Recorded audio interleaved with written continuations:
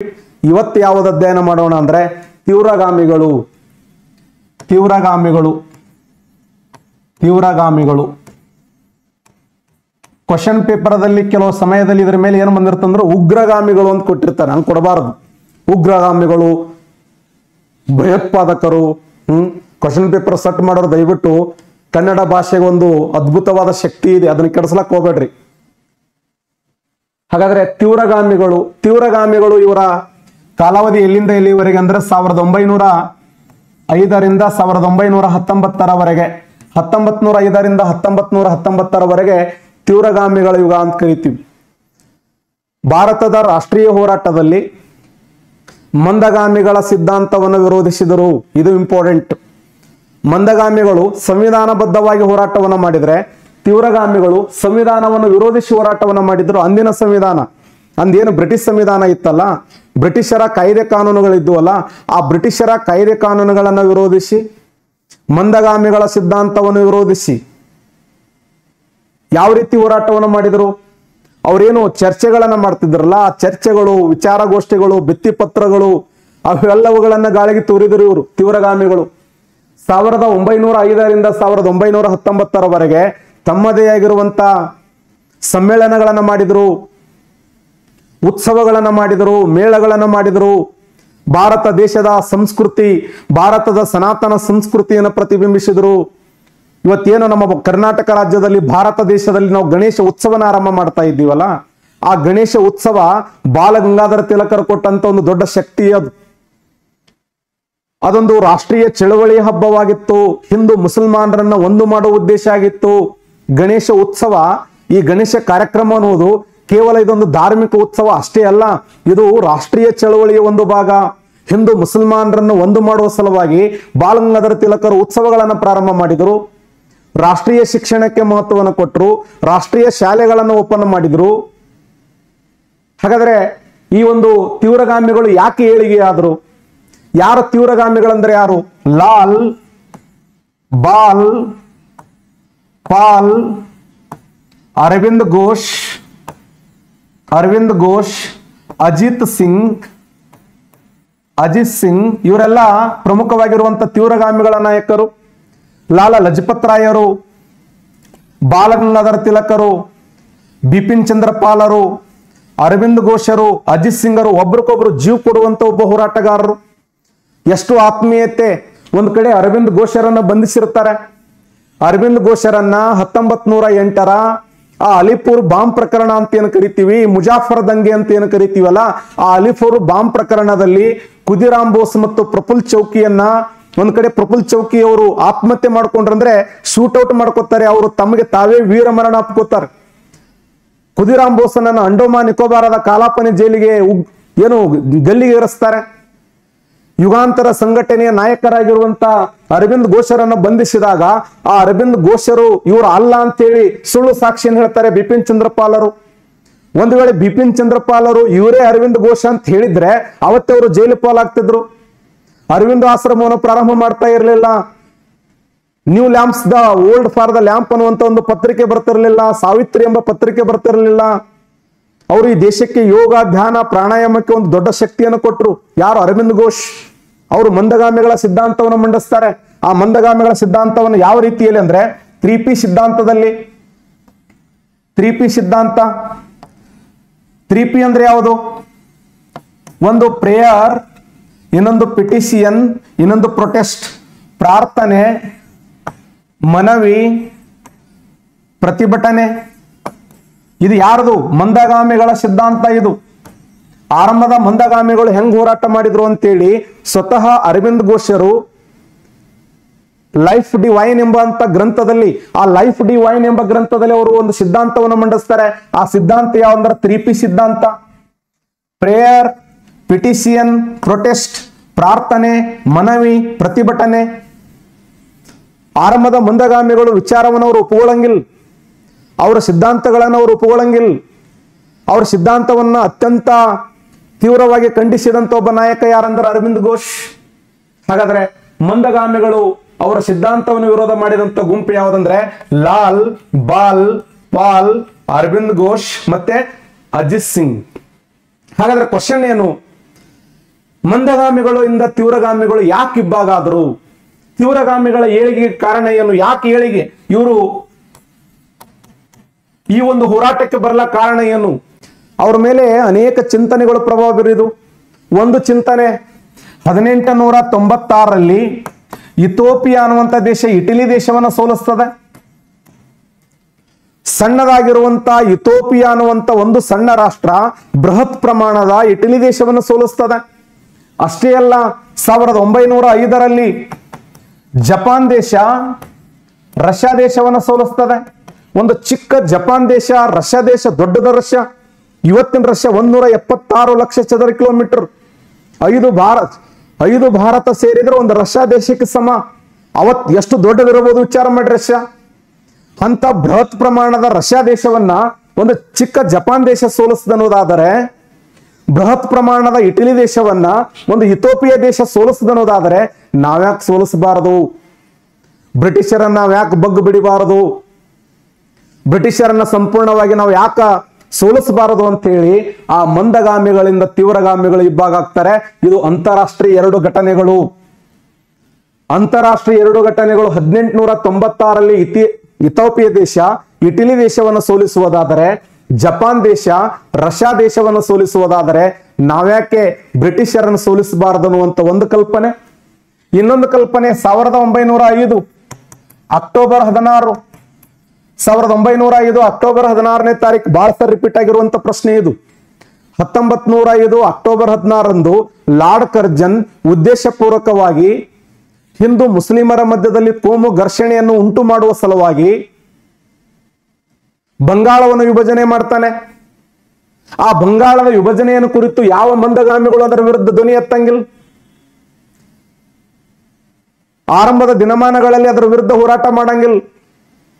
ಅಷ್ಟೇ ಅಲ್ಲ, ಬಂಗಾಳದ ಹೋರಾಟ ಕೇವಲ ಬಂಗಾಳಕ್ಕೆ ಮಾತ್ರ ಸೀಮಿತ ಆಗಲಿ ಅಂತ ಮಂದಗಾಮಿಗಳು, ತೀವ್ರಗಾಮಿಗಳಂದ್ರು ಇಲ್ಲ, ಇದು ರಾಷ್ಟ್ರಾದ್ಯಂತ ಹೋರಾಟ ಆಗಬೇಕು, ದೇಶದ ಮೂಲೆ ಮೂಲೆಗಳಲ್ಲಿ ಹೋರಾಟ ನಡಿಬೇಕು. ಈ ಹೋರಾಟಕ್ಕೆ ಕಿರಿಯರಿಂದ ಹಿಡಿದು ಹಿರಿಯರವರೆಗೆ ಈ ಹೋರಾಟಕ್ಕೆ ಬೆಂಬಲ ಕೊಡಬೇಕು. ಅಮರ ಸೋನಾ ಬಾಂಗ್ಲಾ ಅನ್ನುವಂಥ ಗೀತೆಗಳನ್ನು ಹಾಡಬೇಕು, ಒಂದೇ ಮಾತರಂ ಅನ್ನುವಂಥ ಗೀತೆಗಳನ್ನು ಹಾಡಬೇಕು. ಆ ಕರೆಯನ್ನು ಕೊಟ್ಟರು ತೀವ್ರಗಾಮಿಗಳು. ಅಷ್ಟೇ ಅಲ್ಲ, 1907 ಬಂಗಾಳದ ವಿಭಜನೆ ಅಂತ ಸರಿಯೇನು ಸೂರತ್ ಕಾಂಗ್ರೆಸ್ ಅಧಿವೇಶನ ಅಂತ ಕರಿತೀವಿ.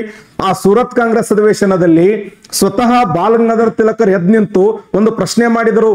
ದಾದಾಬಾಯಿ ನವರೋಜಿ ಅವರೇ, ನೀವು ಸ್ವರಾಜ್ಯ ಅನ್ನುವಂಥ ಪದವನ್ನು ಬಳಸಿರಿ. ಯಾವಾಗ? 1906ರಲ್ಲಿ. ಎಲ್ಲಿ? ಕಲ್ಕತ್ತಾದಲ್ಲಿ. 1906ರ ಕಲ್ಕತ್ತಾ ಕಾಂಗ್ರೆಸ್ ಅಧಿವೇಶನದಲ್ಲಿ ನೀವು ಸ್ವರಾಜ್ಯ ಅನ್ನುವಂಥ ಪದವನ್ನು ಬಳಸಿರಿ. ಹಾಗಾದ್ರೆ ನನಗೆ ಆ ಸ್ವರಾಜ್ಯ ಪದದ ಮೀನಿಂಗ್ ಹೇಳ್ರಿ ಅಂದ್ರು. ಸ್ವರಾಜ್ಯ ಪದದ ಅರ್ಥವನ್ನು ಹೇಳ್ರಿ.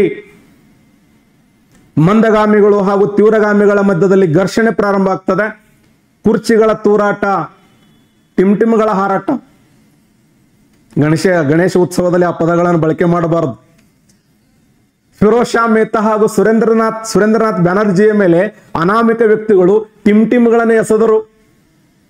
ಸಹಜವಾಗಿನೇ ಆ ಸಮಯದಲ್ಲಿ ಮಂದಗಾಮಿಗಳು ಹಾಗೂ ತೀವ್ರಗಾಮಿಗಳು ಇಬ್ಬಾಗ ಆಗ್ತಾರೆ.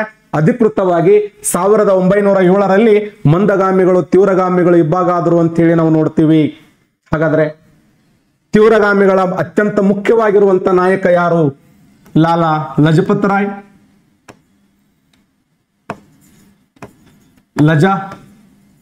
ಲಾಲಾ ಲಜಪತ್ ರಾಯ್. ಲಾಲಾ ಲಜಪತ್ ರಾಯರ ವಿಶೇಷ ಏನು? ಲಾಲಾ ಲಜಪತ್ ರಾಯರ ವಿಶೇಷ ಏನು? ಇವರನ್ನ ಪಂಜಾಬಿನ ಸಿಂಹ ಅಂತ ಕರೀತಾರೆ. ಪಂಜಾಬಿನ ಸಿಂಹ. ಅಷ್ಟೇ ಅಲ್ಲ, ಪಂಜಾಬಿನ ಕೇಸರಿ. ಯಾರನ್ನ ಪಂಜಾಬಿನ ಸಿಂಹ ಎಂದು ಕರೆಯುತ್ತಾರಂದ್ರೆ ಲಾಲಾ ಲಜಪತ್ ರಾಯ್. ಲಾಲಾ ಲಜಪತ್ ರಾಯ್ ಅವರನ್ನ ಪಂಜಾಬಿನ ಸಿಂಹ ಅಂತ ಕರೀತಾರೆ, ಪಂಜಾಬಿನ ಕೇಸರಿ ಅಂತ ಕರೀತಾರೆ. ಇವರು ಒಂದು ಪ್ರಸಿದ್ಧವಾದ ಪತ್ರಿಕೆಯನ್ನು ಬರೆದ್ರು. ಆ ಪತ್ರಿಕೆ ಹೆಸರು ಏನಂದ್ರೆ ಪಂಜಾಬಿ. ಪಂಜಾಬಿ ಅನ್ನುವಂಥ ಪತ್ರಿಕೆಯ ಮೂಲಕ ಜನಪ್ರಿಯರಾದರು. ಬಹುಶಃ ಇವರ ಮೇಲೆ ಅನೇಕ ಮಹನೀಯರು, ಸ್ವಾಮಿ ದಯಾನಂದ ಸರಸ್ವತಿ,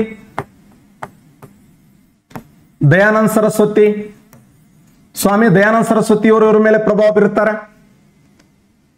ಜೋಸೆಪ್ಪೆ ಮ್ಯಾಜ್ನಿ, ಇಟಲಿಯ ಒಬ್ಬ ಶ್ರೇಷ್ಠ ಸಾಹಿತ್ಯಗಾರ ಮತ್ತು ಹೋರಾಟಗಾರರಾಗಿರುವಂತಹ ಜೋಸೆಪ್ಪೆ ಮ್ಯಾಜ್ನಿ ಮತ್ತು ಗ್ಯಾರಿಬಾಲ್ಡಿ. ಗ್ಯಾರಿಬಾಲ್ಡಿ, ಜೋಸೆಫೆ ಮ್ಯಾಜನೆ ಆಗಿರಬಹುದು, ಗ್ಯಾರಿಬಾಲ್ಡಿ ಆಗಿರಬಹುದು, ಸ್ವಾಮಿ ದಯಾನಂದ ಸರಸ್ವತಿ ಆಗಿರಬಹುದು, ಅನೇಕ ಮಹನೀಯರು ಇವ್ರ ಮೇಲೆ ಪ್ರಭಾವ ಬೀರ್ತಾರೆ. ಲಾಲಾ ಲಜಪತ್ ರಾಯ್ ಅವರು ಪಂಜಾಬಿನಲ್ಲಿ ತಮ್ಮ ಹೋರಾಟಕ್ಕೆ ಯಾರೊಂದಿಗೆ ಹೋರಾಟಕ್ಕೆ ಬೆಂಬಲವನ್ನು ಕೊಟ್ಟರು ಅಂದ್ರೆ ಅಜಿತ್ ಸಿಂಗ್ ಅನ್ನುವಂತ ಒಬ್ಬ ಸ್ನೇಹಿತರು, ಆ ಅಜಿತ್ ಸಿಂಗ್ ಅನ್ನುವಂತ ಸ್ನೇಹಿತರೊಂದಿಗೆ ಈ ಹೋರಾಟಕ್ಕೆ ಬೆಂಬಲವನ್ನು ಕೊಟ್ಟರು, ಹೋರಾಟಕ್ಕೆ ಬಂದ್ರು. ಭಾರತದ ರಾಷ್ಟ್ರೀಯ ಹೋರಾಟಕ್ಕೆ ಇವರು ಬಂದಿದ್ದು ಯಾರೊಂದಿಗೆ ಅಂದ್ರೆ ಅಜಿತ್ ಸಿಂಗ್ ಅನ್ನುವಂತ ವ್ಯಕ್ತಿಯೊಂದಿಗೆ. ಇವರು 1894ರಲ್ಲಿ ಒಂದು ಬ್ಯಾಂಕ್ ಪ್ರಾರಂಭ ಮಾಡ್ತಾರೆ. ಅದು ಯಾವ್ದಂದ್ರೆ ಪಂಜಾಬ್ ನ್ಯಾಷನಲ್ ಬ್ಯಾಂಕ್. ಇವತ್ತೇನು ಭಾರತ ದೇಶದ ರಾಷ್ಟ್ರೀಕೃತ ಬ್ಯಾಂಕ್ಗಳಲ್ಲಿ ಒಂದಾಗಿರುವಂತ ಪಂಜಾಬ್ ನ್ಯಾಷನಲ್ ಬ್ಯಾಂಕ್, ಇದು ಶುದ್ಧ ಭಾರತೀಯರಿಂದ ಪ್ರಾರಂಭಗೊಂಡಂತ ಬ್ಯಾಂಕ್. ಶುದ್ಧ ಭಾರತೀಯರಿಂದ ಆರಂಭಗೊಂಡಂತ ಪಂಜಾಬ್ ನ್ಯಾಷನಲ್ ಬ್ಯಾಂಕ್ ಅನ್ನ 1894ರಲ್ಲಿ ಭಾರತದ ಹಣ, ಭಾರತದ ಅಧಿಕಾರಕ್ಕೆ ಒಳಪಟ್ಟು ಸ್ಥಾಪನೆಯಾಗಿರುವಂತ ಮೊಟ್ಟ ಮೊದಲ ಬ್ಯಾಂಕ್ ಅಂತ ಕರಿತೀವಿ. ಇದನ್ನ 1894ರಲ್ಲಿ ಆರಂಭ ಮಾಡ್ತಾರೆ. ಯಾಕೆ? ಭಾರತೀಯರು ಸ್ವಾಭಿಮಾನದಿಂದ ಆರ್ಥಿಕವಾಗಿ ಪ್ರಬಲ ಆಗಬೇಕು ಅನ್ನುವಂಥ ಉದ್ದೇಶ. ಅಷ್ಟೇ ಅಲ್ಲ, ಲಕ್ಷ್ಮಿ ಇನ್ಶೂರೆನ್ಸ್ ಅನ್ನುವಂತ ಒಂದು ಕಂಪನಿಯನ್ನ ಪ್ರಾರಂಭ ಮಾಡಿದ್ರು. 1920ರಲ್ಲಿ ಕಾರ್ಮಿಕರ ಪರವಾಗಿ ಹೋರಾಟವನ್ನು ಮಾಡುವ ಸಲುವಾಗಿ ಇವರು ಒಂದು ಸಂಘಟನೆ ಪ್ರಾರಂಭ ಮಾಡ್ತಾರೆ, all India trade union Congress. All India trade union Congress ಅನ್ನುವಂತ ಸಂಘಟನೆಯನ್ನ ಮಹಾರಾಷ್ಟ್ರದ ಮುಂಬೈದಲ್ಲಿ ಪ್ರಾರಂಭ ಮಾಡಿದರು. ಈ ಸಂಘಟನೆಯ ವಿಶೇಷ ಏನಂದ್ರೆ ಭಾರತ ದೇಶದಲ್ಲಿ ಆರಂಭಗೊಂಡಂತ ಮೊಟ್ಟ ಮೊದಲ ಕಾರ್ಮಿಕರ ಪರವಾಗಿ ಹೋರಾಟ ಮಾಡಿದಂತ ಸಂಘಟನೆ ಅಂತ ಕರಿತೀವಿ. ಇವತ್ತು ಐಟೆಕ್ ಆಗಿರಬಹುದು, ಇಂಟೆಕ್ ಆಗಿರಬಹುದು, HMS ಆಗಿರಬಹುದು, ABMS ಆಗಿರಬಹುದು, ಅಖಿಲ ಭಾರತ ಮುಜುಮ್ದಾರ್ ಸಭಾ ಅಂತ ಕರಿತೀವಿ, Indian national trade union Congress ಅಂತ ಕರಿತೀವಿ. ಭಾರತ ದೇಶದ ಅತಿ ದೊಡ್ಡ ಕಾರ್ಮಿಕ ಸಂಘಟನೆಗಳೆಲ್ಲ ಇವು. ಹಾಗಾದ್ರೆ ಮೊಟ್ಟ ಮೊದಲ ಬಾರಿಗೆ ಭಾರತದ ಹೆಂಗ್ ಸರ್ವೆಂಟ್ಸ್ ಆಫ್ ಇಂಡಿಯಾ ಸೊಸೈಟಿ ಅಂತ ಪ್ರಾರಂಭಗೊಂಡಿದ್ದಾರಲ್ಲ, ಯಾರು? ಗೋಪಾಲ್ ಕೃಷ್ಣ ಗೋಖಲೆ ಅವರು. ಅವರಂತೆಯೇ ಕಾನೂನುಬದ್ಧವಾಗಿ ಕಾರ್ಮಿಕರ ಪರವಾಗಿ ಹೋರಾಟ ಮಾಡುವ ಸಲುವಾಗಿ all India trade union Congress ಅನ್ನುವಂತ ಸಂಘಟನೆಯನ್ನ ಎಲ್ಲಿ ಪ್ರಾರಂಭ ಮಾಡಿದ್ರು? ಮುಂಬೈದಲ್ಲಿ. ಇದರ ಮೊದಲ ಅಧ್ಯಕ್ಷರಾಗಿ ಸೇವೆ ಮಾಡಿದವರು ಯಾರು? ಲಾಲಾ ಲಜಪತ್ ರಾಯ್. ಯಂಗ್ ಇಂಡಿಯಾ ಈ ಪತ್ರಿಕೆಯನ್ನು ಬರೆದವರು ಯಾರು ಹೇಳಿ? ಯಂಗ್ ಇಂಡಿಯಾ ಅನ್ನುವಂತ ಪತ್ರಿಕೆಯನ್ನು ಬರೆದವರು ಯಾರು? ಆನ್ಸರ್ ಮಾಡಿ ನೋಡೋಣ.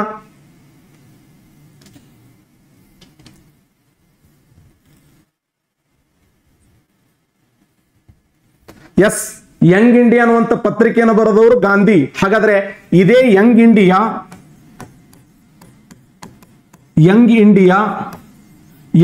ಅನ್ನುವಂತ ಗ್ರಂಥವನ್ನು ಬರೆದವರು ಯಾರಂದ್ರೆ ಲಾಲಾ ಲಜಪತ್ ರಾಯ್ ಅವರು. ಲಾಲಾ ಲಜಪತ್ ರಾಯರ ಪ್ರಸಿದ್ಧವಾಗಿರುವಂತ ಗ್ರಂಥಗಳಲ್ಲಿ ಒಂದು ಯಾವುದಂದ್ರೆ ಯಂಗ್ ಇಂಡಿಯಾ. ಇವರು 1920 ಕಲ್ಕತ್ತಾ ವಿಶೇಷ ಅಧಿವೇಶನ ನಡೀತದ. ಆ ಕಲ್ಕತ್ತಾ ವಿಶೇಷ ಅಧಿವೇಶನದ ಅಧ್ಯಕ್ಷರಾಗಿ ಅಸಹಕಾರ ಚಳವಳಿಗೆ ಬೆಂಬಲವನ್ನು ಕೊಟ್ಟರು. ಅಸಹಕಾರ ಚಳವಳಿಯನ್ನು ಮುನ್ನಡೆಸುವಂತ ಪ್ರಯತ್ನವನ್ನು ಮಾಡಿದರು. ಮುಂದೆ 1927ರಲ್ಲಿ ಭಾರತಕ್ಕೆ ಯಾವ ಆಯೋಗ ಬಂದಿತ್ತಂದ್ರೆ ಸೈಮನ್ ಆಯೋಗ ಬರ್ತದೆ. ಸೈಮನ್ ಆಯೋಗ 1927ರಲ್ಲಿ ಭಾರತ ದೇಶಕ್ಕೆ ಸೈಮನ್ ಆಯೋಗ ಬಂದಾಗ ಆ ಸೈಮನ್ ಆಯೋಗವನ್ನು ವಿರೋಧಿಸಿ ಲಾಹೋರದಲ್ಲಿ 40,000 ಯುವಕರ ನಾಯಕತ್ವ ವಹಿಸಿಕೊಂಡು ಕಪ್ಪು ಬಟ್ಟೆಯನ್ನು ಧರಿಸಿಕೊಂಡು ಆ ಕಪ್ಪು ಪಟ್ಟೆಯನ್ನು ಹಾಕೊಂಡು ಗೋಬ್ಯಾಕ್ ಸೈಮನ್ ಅನ್ನುವಂತ ಕರೆಯನ್ನು ಕೊಡುವಾಗ ಆ ಸ್ಯಾಂಡರ್ಸ್ ಅನ್ನುವಂತ ಒಬ್ಬ ಪೊಲೀಸ್ ಕಮಿಷನರ್ ಬಂದು ಹೇಳ್ತಾನೆ, ನಿನಗೆ ವಯಸ್ಸಾಗಿದೆ, ನಿನಗೆ ಏಜ್ ಆಗಿದೆ, ವಯಸ್ಸಾಗಿದೆ, ದಯವಿಟ್ಟು ನೀವು ಹೋರಾಟ ಹಿಂಸರಿ ಅಂದಾಗ ಆಗಲ್ಲ ಅಂದ್ರು ಇವರು. ಒಂದು ವೇಳೆ ನೀನು ಹಿಂಸರಿಯದಿದ್ರೆ ನಿನ್ನ ಮೇಲೆ ಲಾಠಿ ಚಾರ್ಜ್ ಮಾಡ್ತೀವಿ ಮಾಡ್ರಿ ಅಂದ್ರು. ಹಾಗಾದ್ರೆ ಆ ಕಮಿಷನರ್ ಆಗಿರುವಂತ ಸ್ಯಾಂಡರ್ಸ್ ಅನ್ನುವಂತ ವ್ಯಕ್ತಿ ತನ್ನ ಕೈಯಲ್ಲಿರುವಂತ ಪೊಲೀಸ್ ಅಧಿಕಾರಿ ಸ್ಕಾಟ್ ಅನ್ನುವಂತ ವ್ಯಕ್ತಿ ಹೇಳ್ತಾನೆ. ಆ ಸ್ಕಾಟ್ ಅನ್ನುವಂತ ವ್ಯಕ್ತಿ ಲಾಠಿಯಿಂದ, ಕಬ್ಬಿಣದ ಲಾಠಿಯಿಂದ ಅವರ ತಲೆ ಹೊಡೆದಾಗ ತಲೆಯಿಂದ ರಕ್ತ ಚಿಮ್ಮುತ್ತದೆ. ತಲೆಯಿಂದ ರಕ್ತ ಚಿಮ್ಮುವಾಗ ಅವರು ಹೇಳಿದಂತ ಮಾತೇನಂದ್ರೆ, ನನ್ನ ತಲೆಯ ಮೇಲೆ ಬಿದ್ದ ಬ್ರಿಟಿಷ್ ಲಾಠಿ ಏಟು ಬ್ರಿಟಿಷ್ ಸಾಮ್ರಾಜ್ಯದ ಶವದ ಪೆಟ್ಟಿಗೆಯ ಕೊನೆಯ ಮೊಳೆಯಾಗುತ್ತದೆ. ಎಲೆ ಬ್ರಿಟಿಷರೇ, ನನಗೇನು ಹೊಡೆದಿರಲ್ಲ, ನೀವು ನನ್ನ ರಕ್ತ ಏನು ಹರಿತಾ ಇದೆಯಲ್ಲ, ಆ ರಕ್ತದ ಪ್ರತಿ ಹನಿಗಳು ಕೂಡ ಒಂದೇ ನಿಮಗೆ ಭಾರ ಆಗ್ತದೆ. ನಿಮ್ಮನ್ನ ಭಾರತ ದೇಶದಿಂದ ಹೊರ ಹಾಕ್ತಾರೆ, ನಮ್ಮವರು ಬರ್ತಾರೆ. ಈ ಸುದ್ದಿಯನ್ನು ಕೇಳಿದ ಭಗತ್ ಸಿಂಗ್, ರಾಜ್ಗುರು, ಸುಖದೇವರು ಕಲ್ಕತ್ತಾದಿಂದ ನೇರವಾಗಿ ಲಾಹೋರ್ಗೆ ಹೋಗ್ತಾರೆ. ಲಾಹೋರ್ಕ್ ಹೋಗಿ ಬಿಡಾರಗಳಲ್ಲಿ ಇದ್ದಂತ ಸ್ಯಾಂಡರ್ಸ್ ಅನ್ನುವಂತ ವ್ಯಕ್ತಿಯ ಮೇಲೆ ಗುಂಡಿನ ದಾಳಿ ಮಾಡಿದ್ರು. ಎಷ್ಟು ಸುತ್ತು? 31 ಸುತ್ತು. ಅವ ಸತ್ತಿದ್ದು 2ನೇ ಸುತ್ತಿಗೆ ಸೈತಾನೆ, 2-3ನೇ ಸುತ್ತಿಗೆ ಸತ್ತಾಗ 31 ಸುತ್ತು ಗೋಲಿಬಾರ್ ಅದು. ಭಗತ್ ಸಿಂಗ್ ರಾಜಗುರು ಸುಖದೇವ್ರು ಹೇಳ್ತಾರ, ಬಾ ಸತ್ತಾನ ಬಾ ಅಂದ್ರು. ಹೇಳ್ತಾರ ಭಗತ್ ಸಿಂಗ್, ಬರಂಗಿಲ್ಲ ನಾನು, ಅವನ ದೇಹ ಛಿದ್ರ ಆಗಬೇಕು. ನಮ್ಮ ಪೂರ್ವಜರಿಗೆ ಮುಟ್ಟಿದಂತ ಈ ಏನು ಕೈ ಇದೆಯಲ್ಲ, ಈ ದೇಹ ಇದೆಯಲ್ಲ, ದೇಹ ಸಂಪೂರ್ಣವಾಗಿ ನಾಶ ಆಗಬೇಕು. ಇದು ಬೇರೆ ಬ್ರಿಟಿಷ್ ಅಧಿಕಾರಿಗಳಿಗೆ ಪಾಠ ಆಗಬೇಕು ಅಂತೇಳಿ ಹೊಡೆದು ದಂಪತಿಗಳ ವೇಷದಲ್ಲಿ ಪರಾರಿ ಆಗ್ತಾರೆ. ಇದನ್ನೇ ಭಾರತ ದೇಶದ ಇತಿಹಾಸದಲ್ಲಿ ಲಾಹೋರಿ ಪಿತೂರಿ ಅಂತ ಕರಿತೀವಿ. Very important. ಲಾಹೋರಿ ಪಿತೂರಿಯಲ್ಲಿ ಪಾಲ್ಗೊಂಡವರು ಯಾರಂದ್ರೆ ಭಗತ್ ಸಿಂಗ್, ರಾಜ್ಗುರು, ಸುಖದೇವ್. ಹಾಗಾದ್ರೆ ಇಂಥ ಲಾಲಾ ಲಜಪತ್ ರಾಯರಿಗೆ ಖಾಸಗಿ ಚಿಕಿತ್ಸೆಯನ್ನು ಕೊಟ್ಟವರು ಯಾರು? ಕ್ವಶನ್ ಆಗಿದೆ. ಕನ್ನಡ ನಾಡಿನ ಬೆಳಗಾವಿ ಜಿಲ್ಲೆಯ ಗೋಕಾಕ್ ತಾಲೂಕಿನ ಘಟಪ್ರ ಎಂಬ ಸ್ಥಳದಲ್ಲಿ ಆರೋಗ್ಯಧಾಮ ಅನ್ನುವಂತ ಆಸ್ಪತ್ರೆಯನ್ನು ಕಟ್ಟಿದಂತ ನಮ್ಮ ಕನ್ನಡ ನಾಡಿನ ಹೆಮ್ಮೆಯ ವೈದ್ಯರು ಮತ್ತು ಹಿಂದೂಸ್ತಾನ್ ಸೇವಾದಳವನ್ನು ಪ್ರಾರಂಭ ಮಾಡಿದಂತ NS ಹರ್ಡೇಕರ್ ಅವರು ಇವರಿಗೆ ಖಾಸಗಿ ಚಿಕಿತ್ಸೆ ಕೊಡ್ತಾರೆ. ಆದರೆ 6 ತಿಂಗಳ ಕಾಲ ಬದುಕಿದ್ರು. ಇವರ ಚಿಕಿತ್ಸೆಯ ಪರಿಣಾಮವಾಗಿ 6 ತಿಂಗಳ ನಂತರ ಇವರು ನಮ್ಮ ನಗಲ್ತಾರೆ ಲಾಲಾ ಲಜಪತ್ ರಾಯರು. ಲಾಲಾ ಲಜಪತ್ ರಾಯರು ನಮ್ಮ ನಗಲಿದಂತ ಸಮಯದಲ್ಲಿ ಮಹಾತ್ಮ ಗಾಂಧೀಜಿಯವರು ಹೇಳ್ತಾರೆ, ಭಾರತ ದೇಶದ ರಾಷ್ಟ್ರೀಯ ಹೋರಾಟದಲ್ಲಿ ಲಾಲಾ ಲಜಪತ್ ರಾಯರ ಸಾವಿದೆಯಲ್ಲ, ಸೌರ ಮಂಡಲದಿಂದ ಗ್ರಹವೊಂದು ಏರ್ಪಟ್ಟಿತ್ತು ಅಂತ. ಸೌರ ಮಂಡಲದಾಗ ಗ್ರಹನೇ ಬಿಟ್ಟು ಹೋಯಿತು, ನಕ್ಷತ್ರವೊಂದು ನಮ್ಮ ನಗಲಿತು ಅಂತ ಹೇಳಿ ಅವರು ಅತ್ಯಂತ ಮೌನದಿಂದ ಈ ಮಾತನ್ನು ಹೇಳಿದರು. ಭಾರತದ ಇತಿಹಾಸದಲ್ಲಿ ಲಾಲಾ ಲಜಪತ್ ರಾಯ್ ಅವರು ಒಂದು ನಕ್ಷತ್ರವಾಗಿ ರಾಷ್ಟ್ರೀಯ ಹೋರಾಟಕ್ಕೆ ದೊಡ್ಡ ಶಕ್ತಿಯಾಗಿ ನಿಂತರು ಅಂತ ಹೇಳಿ ನಾವು ಅಧ್ಯಯನ ಮಾಡ್ತೀವಿ ಸ್ನೇಹಿತರೆ. ಬಾಲಗಂಗಾಧರ ತಿಲಕ್, ಬಾಲಗಂಗಾಧರ್ ತಿಲಕ್ ಇವರನ್ನ ದೇಶದ ಜನತೆ ಏನಂತ ಕರೀತಿದ್ರು ಅಂದ್ರೆ ಪ್ರೀತಿಯಿಂದ ಲೋಕಮಾನ್ಯ ಅಂತ ಕರೀತಿದ್ರು. ಇವರನ್ನ ಪ್ರೀತಿಯಿಂದ ದೇಶದ ಜನತೆ ಲೋಕಮಾನ್ಯ ಅಂತೇಳಿ ಭಾರತೀಯರು ಕರೆದ್ರೆ ಇವರನ್ನ ಅಶಾಂತಿಯ ಜನಕ ಅಂತ ಕರೆದ್ರು ಬ್ರಿಟಿಷರು. ಅಶಾಂತಿಯ ಜನಕ. ಭಾರತದ ರಾಷ್ಟ್ರೀಯ ಹೋರಾಟದಲ್ಲಿ ಬ್ರಿಟಿಷರು ಯಾರನ್ನ ಅಶಾಂತಿಯ ಜನಕ ಎಂದು ಕರೆದರು ಅಂತ ಕ್ವಶನ್ ಆಗಿದೆ. ಅದು ಬಾಲಗಂಗಾಧರ ತಿಲಕ್. ಬಾಲಗಂಗಾಧರ ತಿಲಕರನ್ನ ಅಶಾಂತಿಯ ಜನಕ ಎಂದು ಕರೆದವರು ಯಾರು ಅಂದ್ರೆ ವ್ಯಾಲೆಂಟೈನ್ ಚಿರಾಲೆ ಅನ್ನುವಂತ ಇತಿಹಾಸಕಾರ. ವ್ಯಾಲೆಂಟೈನ್ ಚಿರಾಲೆ. ಈ ವ್ಯಾಲೆಂಟೈನ್ ಚಿರಾಲೆ ಅನ್ನುವಂತ ಇತಿಹಾಸಕಾರ ಏನಂತ ಕರೆದ ಅಂದ್ರೆ ಇವರನ್ನು ಅಶಾಂತಿಯ ಜನಕ ಅಂತ ಕರೀತಾನೆ. ಆದರೆ ಬಾಲಗಂಗಾಧರ ತಿಲಕರನ್ನ ದೇಶದ ಜನತೆ ಪ್ರೀತಿಯಿಂದ ಲೋಕಮಾನ್ಯ ಅಂತ ಹೇಳಿ ಕರೆದರೆ ಬಹುಶಃ ಭಾರತದ ರಾಷ್ಟ್ರೀಯ ಹೋರಾಟದಲ್ಲಿ ಬಾಲಗಂಗಾಧರ ತಿಲಕರ ಪ್ರೇರಣೆ, ಅವರ ಹೋರಾಟದ ಕಿಚ್ಚು. ಇವತ್ತು ನಾವು ಉತ್ತರ ಕರ್ನಾಟಕದಲ್ಲಿ ಗಣೇಶ ಉತ್ಸವನ ಆಚರಣೆ ಮಾಡ್ತಾ ಇದ್ದೇವೆ, ಗಣಪತಿ ಉತ್ಸವನ ಆಚರಣೆ ಮಾಡ್ತಾ ಇದ್ದೇವೆ ಅಂತಂದ್ರೆ ಅದು ಬಾಲಗಂಗಾಧರ ತಿಲಕರು ಕೊಟ್ಟಂತ ರಾಷ್ಟ್ರೀಯ ಹೋರಾಟಕ್ಕೆ ಅತಿ ದೊಡ್ಡ ಕಾಣಿಕೆ ಅಂತ ಕರಿತೀವಿ. ಅಂದ ತಕ್ಷಣ ಕೇವಲ ಇದು ಒಂದು ಹಿಂದೂ ಧಾರ್ಮಿಕ ಹಬ್ಬ ಅಷ್ಟೇ ಅಲ್ಲದೆ ಇದೊಂದು ರಾಷ್ಟ್ರೀಯ ಹಬ್ಬ ಅಂತ ಕರಿತೀವಿ. ಕೆಲವರು ಇದನ್ನು ವಿರೋಧ ಮಾಡ್ತಾರೆ. ಬಹುಶಃ ನಿಮ್ಗೆ ಗೊತ್ತಿರಲಿ, ನಮ್ಮ ಬಿಜಾಪುರದ ಆದಿಲ್ಶಾಹಿ ಮನೆತನದ 2ನೇ ಇಬ್ರಾಹಿಂ ಆದಿಲ್ಶಾಹಿ ಅವರು ಒಂದು ಗ್ರಂಥವನ್ನು ಬರೀತಾರೆ, ಕಿತಾಬ್ ಇ ನವರಸ್ ಅನ್ನುವಂತ ಗ್ರಂಥ. ಆ ಕಿತಾಬ್ ಇ ನವರಸ್ ಅನ್ನುವಂತ ಒಂದು ಗ್ರಂಥ ಇದೆಯಲ್ಲ, ಕಿತಾಬ್ ಇ ನವರಸ್ ಎಂಬ ಗ್ರಂಥದ ಮೊದಲ ಪುಟದಲ್ಲಿಯೇ ಗಣೇಶ, ಶಿವ ಹಾಗೂ ಸರಸ್ವತಿಯ ಶ್ಲೋಕಗಳನ್ನು ನೋಡ್ತೀವಿ. ಅಂದ್ರೆ ಗಣಪತಿ ಅಂತಂದ್ರೆ ಈತ ವಿಶ್ವದ ಎಲ್ಲ ಧರ್ಮಗಳನ್ನು ಒಳಗೊಂಡಿರ್ತಕ್ಕಂಥ ಒಂದು ಸಹನಾ ಮೂರ್ತಿ ಅಂದ್ರೆ ತಪ್ಪಾಗಲಿಕ್ಕಿಲ್ಲ.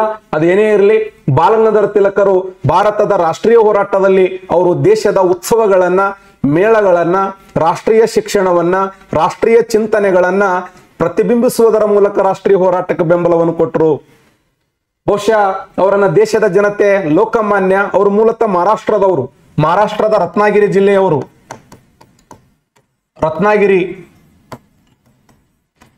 ಮಹಾರಾಷ್ಟ್ರದ ರತ್ನಾಗಿರಿ ಜಿಲ್ಲೆಯ ಚಿಕಾಲಿ ಎಂಬಂತ ಒಂದು ಸಣ್ಣ ಗ್ರಾಮದಲ್ಲಿ ಜನ್ಮ ತಾಳಿದಂತ ಬಾಲಗಂಗಾಧರ ತಿಲಕರು ಬೆಳೆಯುವ ಸಿರಿ ಮೊಳಕೆಯಲ್ಲಿ ಕಾಣುವನು ಹಾಗೆ ಪ್ರಾರಂಭದಿಂದಲೂ ರಾಷ್ಟ್ರೀಯ ಹೋರಾಟದ ಒಂದು ಕಿಚ್ಚು. ಅವ್ರು ಏನಾದರೂ ಒಂದು ಸಾಧನೆ ಮಾಡಬೇಕು, ನಮ್ಮ ದೇಶದ ಜನತೆಗೆ ನಾನು ಏನಾದರೂ ಒಂದು ಕೊಡುಗೆ ಕೊಡಬೇಕು ಅನ್ನುವಂತ ಒಂದು ಕಿಚ್ಚಿನಲ್ಲಿ ಹೋರಾಟವನ್ನು ಮಾಡಿದಂತ ಒಬ್ಬ ಮಹಾನ್ ಹೋರಾಟಗಾರ ಅಂದ್ರೆ ಅದು ಬಾಲಗಂಗಾಧರ ತಿಲಕ್. ಬಹುಶಃ ಅವರು 3 ಪತ್ರಿಕೆಗಳನ್ನ ಬರೀತಾರೆ. ಒಂದು ಕಾಲ ಅನ್ನುವಂತ ಒಂದು ಪತ್ರಿಕೆ, 2 ಮರಾಠ ಅನ್ನುವಂತ ಪತ್ರಿಕೆ, 3 ಕೇಸರಿ ಅನ್ನುವಂತ ಪತ್ರಿಕೆ.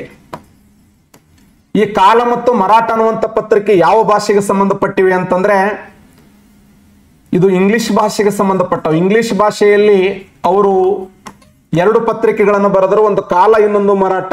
ಕೇಸರಿ ಪತ್ರಿಕೆ ಯಾವ ಭಾಷೆಯಲ್ಲಿದೆ ಅಂತ ಕ್ವಶನ್ ಆಗಿದೆ. ಇದು ಮರಾಠಿ ಭಾಷೆಯಲ್ಲಿದೆ. ಬಹುಶಃ ಅತಿ ಹೆಚ್ಚು ಮಾರಾಟವಾಗಿರುವಂತ ಪತ್ರಿಕೆ ಅಂದ್ರೆ ಕೇಸರಿ. ಕೇಸರಿ ಪತ್ರಿಕೆ ಬರೀ ಮಹಾರಾಷ್ಟ್ರದಲ್ಲಿ ಅಷ್ಟೇ ಅಲ್ಲ, ನಮ್ಮ ಉತ್ತರ ಕರ್ನಾಟಕದಲ್ಲಿ ಅತಿ ಹೆಚ್ಚು ಚಂದಾದಾರಿದ್ರು ಅಂತ. ಶಂಕೇಶ್ವರ ಆಗಿರಬಹುದು, ಬೆಳಗಾವಿ ಆಗಿರಬಹುದು, ಬಾಗಲಕೋಟ್, ವಿಜಯಪುರ್, ಬಹುಶಃ ಉತ್ತರ ಕರ್ನಾಟಕದ ಬಹುತೇಕ ಜಿಲ್ಲೆಗಳಲ್ಲಿ ಈ ಒಂದು ಕೇಸರಿ ಪತ್ರಿಕೆ ಚಂದಾದಾರ ಇದ್ರು ಅಂದ್ರೆ ಅದು ಬಾಲಗಂಗಾಧರ ತಿಲಕರ ಮೇಲೆ ಎಷ್ಟು ಅಭಿಮಾನ ಇತ್ತು ಅನ್ನುವಂಥದ್ದನ್ನ ನೋಡಬೇಕು. ಬಾಲಗಂಗಾಧರ ತಿಲಕರು 2 ಉತ್ಸವಗಳನ್ನ 1895ರಲ್ಲಿ ಒಂದು ಗಣೇಶ ಉತ್ಸವನ ಶಿವಾಜಿ ಉತ್ಸವ ಆರಂಭ ಮಾಡ್ತಾರೆ. 1893ರಲ್ಲಿ ಗಣೇಶ ಉತ್ಸವ 1893ರಲ್ಲಿ 95ರಲ್ಲಿ ಶಿವಾಜಿ ಉತ್ಸವನ ಆರಂಭ ಮಾಡಿದ್ರು. ಅವರು 2 ಉತ್ಸವಗಳನ್ನ 1893ರಲ್ಲಿ ಗಣೇಶ ಉತ್ಸವನ್ನ 1895ರಲ್ಲಿ ಶಿವಾಜಿ ಉತ್ಸವಗಳನ್ನ ಆರಂಭ ಮಾಡಿದ್ರು. 2 ಪ್ರಸಿದ್ಧವಾಗಿರುವಂತಹ ಹಬ್ಬವನ್ನ ಉತ್ಸವಗಳನ್ನ ಆರಂಭ ಮಾಡಿದ್ರು. ಉದ್ದೇಶ ಇಷ್ಟೇ, ಭಾರತ ದೇಶದ ರಾಷ್ಟ್ರೀಯತೆಗೆ ಎಲ್ಲ ಧರ್ಮದ ವ್ಯಕ್ತಿಗಳು, ಎಲ್ಲ ಜನಾಂಗದ ವ್ಯಕ್ತಿಗಳು ಒಂದಾಗಬೇಕು ಅಂತ ಹೇಳಿ ಗಣೇಶ ಉತ್ಸವ. ಶಿವಾಜಿ ಉತ್ಸವದ ಉದ್ದೇಶ ಏನು ಅಂತಂದ್ರೆ ಎಲ್ಲ ಮಹಾರಾಷ್ಟ್ರದ ಮರಾಠಿಗರು, ಮಹಾರಾಷ್ಟ್ರದ ಎಲ್ಲ ಬಾಂಧವರು ಒಂದಾಗಿ ಈ ಒಂದು ರಾಷ್ಟ್ರೀಯ ಹೋರಾಟಕ್ಕೆ ಸ್ಥಳೀಯ ಮಟ್ಟದಿಂದ ಒಂದು ದೊಡ್ಡ ಮಟ್ಟದ ಹೋರಾಟ ಆಗಲಿ ಅಂತ ಹೇಳಿ ಶಿವಾಜಿ ಉತ್ಸವನ ಆರಂಭ ಮಾಡಿದವರು ಬಾಲಗಂಗಾಧರ ತಿಲಕ್. ಕೇವಲ ಇವರು ಹೋರಾಟಗಾರರಷ್ಟೇ ಅಲ್ಲ, ಒಬ್ಬ ಶಿಕ್ಷಣ ಪ್ರೇಮಿಯಾಗಿದ್ರು. ಇವರು 1884ರಲ್ಲಿ ಡೆಕ್ಕನ್ ಎಜುಕೇಶನ್ ಸೊಸೈಟಿ ಅನ್ನುವಂತ ಒಂದು ಸಂಘಟನೆ ಪ್ರಾರಂಭ ಮಾಡ್ತಾರೆ. ಮಹಾರಾಷ್ಟ್ರದ ಪುಣೆಯಲ್ಲಿ 1884ರಲ್ಲಿ ಡೆಕ್ಕನ್ ಎಜುಕೇಶನ್ ಸೊಸೈಟಿ ಅನ್ನುವಂತ ಸಂಘಟನೆ ಪ್ರಾರಂಭ ಮಾಡ್ತಾರೆ. ಈ ಡೆಕ್ಕನ್ ಎಜುಕೇಶನ್ ಸೊಸೈಟಿಯ ಉದ್ದೇಶ ಏನು ಅಂತಂದ್ರೆ ಬಹುಶಃ ಭಾರತ ದೇಶದಲ್ಲಿ ಮೊಟ್ಟ ಮೊದಲ ಬಾರಿಗೆ ಮಂಗಳಮುಖಿಗಳು ಅಂದ್ರೆ ತೃತೀಯ ಲಿಂಗಿಗಳಂತ ಏನು ಕರಿತೀವಲ್ಲ, ಆ ಕುಟುಂಬದಿಂದ ಹೊರಬಿದ್ದಂತ ಭಿಕ್ಷಾಟನೆ ಮಾಡಿ ತಮ್ಮ ಜೀವನವನ್ನ ಸಾಗಿಸುವಂತ ಒಂದು ವಿಶಿಷ್ಟವಾಗಿರುವಂತ ಗುಂಪು. ಇವತ್ತು ನಮ್ಮ ಭಾರತ ದೇಶದಲ್ಲಿ ಅವರಿಗೆ ಒಂದು ವಿಶೇಷವಾಗಿರುವಂತ ಗೌರವ ಕೊಡ್ತೀವಿ, ಒಂದು ರೆಸ್ಪೆಕ್ಟ್ ಕೊಡ್ತೀವಿ.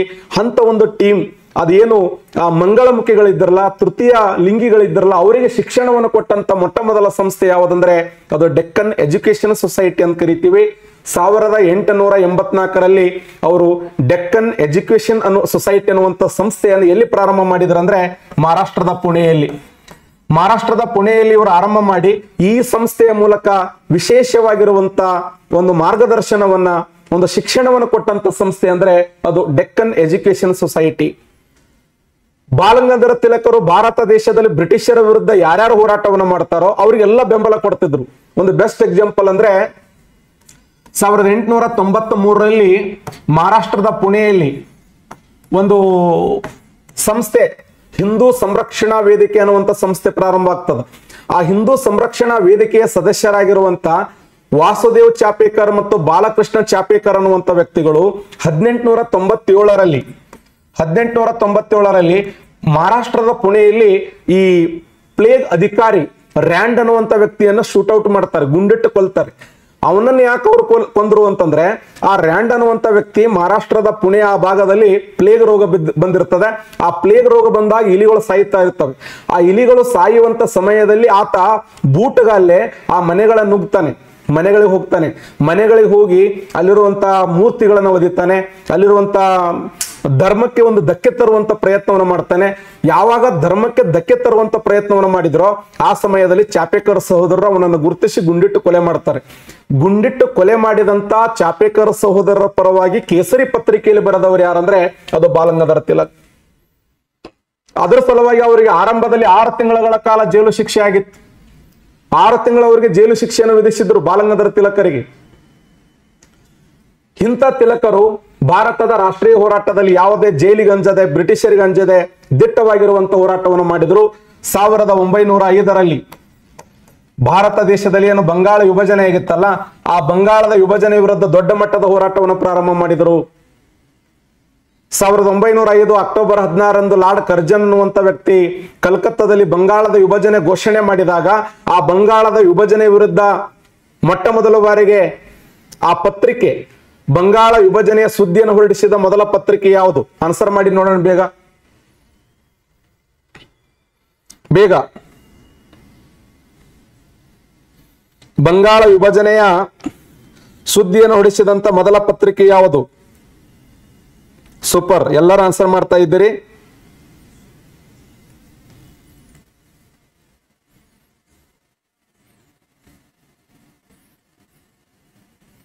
ತಪ್ಪು. ಎಸ್, ಒಬ್ರು ಆನ್ಸರ್ ಮಾಡಿದ್ರು, ಸ್ಮಿತಾ ಎಂ ಅಂತ ಹೇಳಿ. ಕರೆಕ್ಟ್ ಆನ್ಸರ್ ಮಾಡಿದ್ದೀರಿ ಮೇಡಮ್, ಸ್ಮಿತಾ ಎಂ. ಸರಿಯಾದಂತ ಉತ್ತರ ಕೆ ಮಿತ್ರ ಅವರು ಬರೆದಂತ ಸಂಜೀವಿನಿ ಅನ್ನುವಂತ ಪತ್ರಿಕೆ.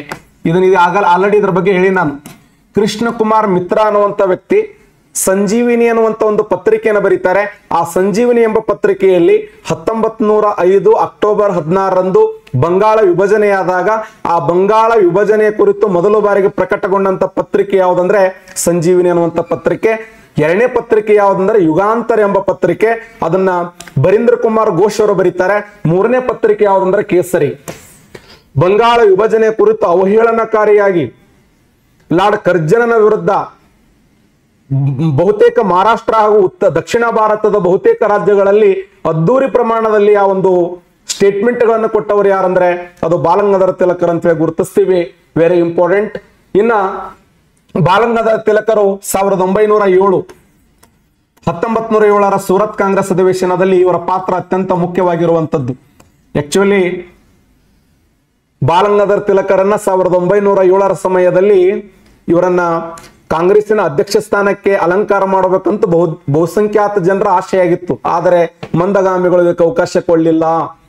ಮಂದಗಾಮಿಗಳಂದ್ರು ಬಾಲಗಂಗಾಧರ ತಿಲಕರ್ ಏನಾದ್ರೂ ಕಾಂಗ್ರೆಸ್ಸಿನ ಅಧ್ಯಕ್ಷ ಆದ್ರೆ ಅದು ನಮಗೆ ಗೊತ್ತಾಗ್ತದೆ, ಮುಂದಿನ ದಿನಮಾನಗಳಲ್ಲಿ ಅದನ್ನ ನಾವೇ ಬೆಲೆ ತತ್ತಬೇಕಾಗ್ತದೆ, ಆ ಉದ್ದೇಶಕ್ಕಾಗಿ ಅವ್ರಿಗೆ ಅವಕಾಶ ಕೊಡಬಾರದು ಅಂತೇಳಿ ಸ್ವರಾಜ್ಯವಾಗಿರುವಂತ ಆ ಗುಜರಾತದ ಸೂರತ್ದಲ್ಲಿ ಅವರನ್ನ ಏನು ಕಾಂಗ್ರೆಸ್ ಅಧಿವೇಶನ ಪ್ರಾರಂಭ ಮಾಡ್ತಾರೆ.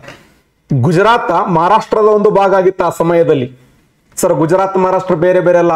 ಗುಜರಾತ್ ಅನ್ನೋದು ಮಹಾರಾಷ್ಟ್ರದ ಒಂದು ಭಾಗ. ಮಹಾರಾಷ್ಟ್ರದಿಂದ ಗುಜರಾತ್ ಇಬ್ಬಾಗ ಆಗಿದ್ದು 1960. 1960ರಲ್ಲಿ ಮಹಾರಾಷ್ಟ್ರದಿಂದ ಗುಜರಾತ್ ಇಬ್ಬಾಗ ಆಗ್ತದೆ. ಅಂದ್ರೆ ಸ್ಥಳೀಯ ವ್ಯಕ್ತಿಗಳು ಕಾಂಗ್ರೆಸ್ಸಿನ ಅಧ್ಯಕ್ಷ ಹಂಗಿಲ್ಲ. ಉದಾಹರಣೆ, ಕರ್ನಾಟಕದಲ್ಲಿ ಕಾಂಗ್ರೆಸ್ ಅಧಿವೇಶನ ನಡೀತಾ ಇದೆ ಅಂದ್ರೆ ಕನ್ನಡದ ಯಾವುದೇ ವ್ಯಕ್ತಿ ಅದರ ಅಧ್ಯಕ್ಷ ಆಗಕ್ ಬರಂಗಿಲ್ಲ. ಮಹಾರಾಷ್ಟ್ರ ನಡೀತಾ ಅಂದ್ರೆ ಮಹಾರಾಷ್ಟ್ರದ ಸ್ಥಳೀಯ ವ್ಯಕ್ತಿ ಆಗಲಕ್ಕೆ ಅವಕಾಶ ಇಲ್ಲ.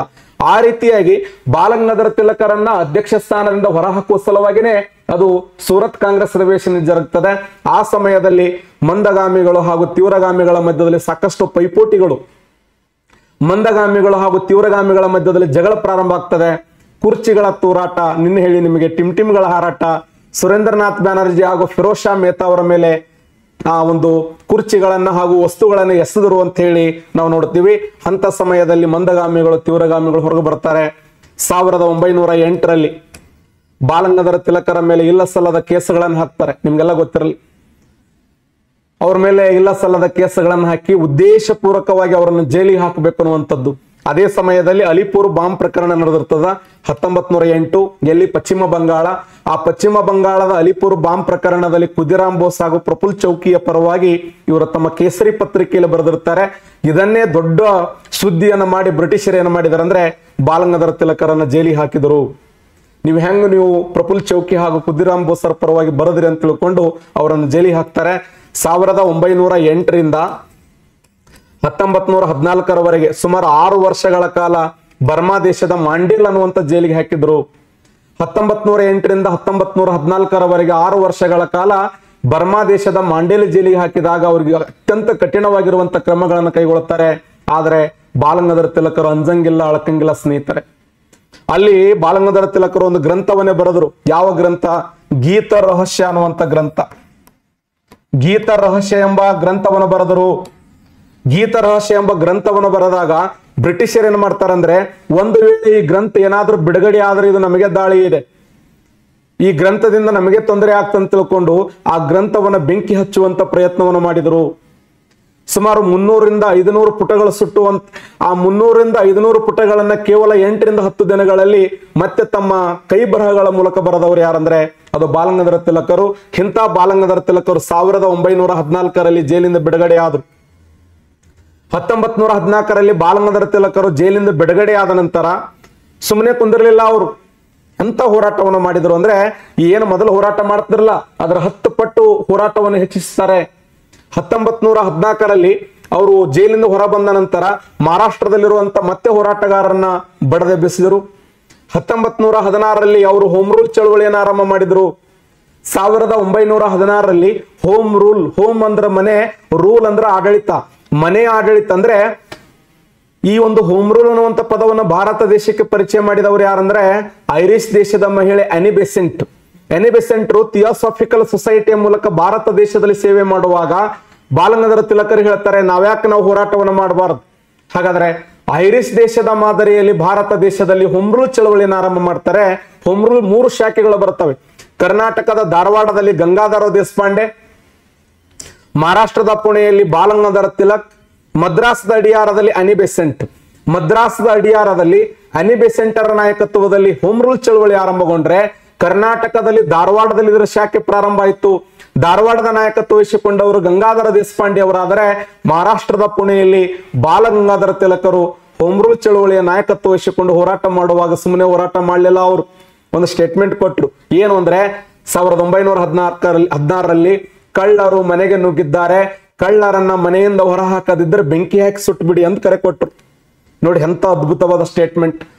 ಕಳ್ಳರು ಮನೆಗೆ ನುಗ್ಗಿದ್ದಾರೆ, ಕಳ್ಳರನ್ನ ಮನೆಯಿಂದ ಹೊರ ಹಾಕದಿದ್ದರೆ ಬೆಂಕಿ ಹಾಕಿ ಸುಡ್ರಿ ಅಂತ ಕರೆ ಕೊಟ್ಟಾಗ ಬ್ರಿಟಿಷ್ ಪತ್ರಕರ್ತರು ಕೇಳ್ತಾರೆ, ಕಳ್ಳರಂದ್ರೆ ಯಾರು ಅಂತ ಕೇಳ್ತಾರ.